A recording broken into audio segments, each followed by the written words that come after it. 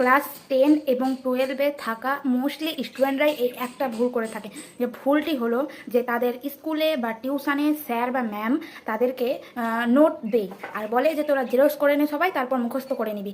কিন্তু সেই জেরক্সটা মুখস্থ করে হুবহু পরীক্ষাতে লিখে আসলে অবশ্যই অবশ্যই নাম্বার কম পাবে।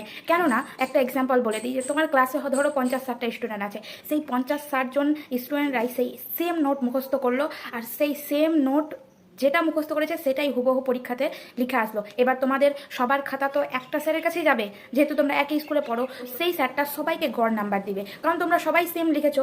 কিন্তু যদি সেই নোটটার মধ্যে তুমি তোমার নিজের কথা লেখো, বা শিক্ষক বা রায় মার্টিন বই থেকে পড়া কিছু জিনিস তুমি সেই নোটটার মধ্যে লিখো, তাহলে তুমি বেশি নাম্বার পাবে। স্যারটা বলবে যে বাহ, এই সবার মধ্যে এই ছেলেটা একটু আলাদাভাবে লিখেছে, একে বেশি নাম্বার দেওয়া হবে। তো ওই জন্য বলছি, স্যার বা ম্যাম নোটস দেয় সেটা মুখস্থ করো, কিন্তু হুবহু সেই মতো পরীক্ষার খাতায় লিখে আসিও না। যদি হুবহু লিখে আসো তাহলে অবশ্যই নাম্বার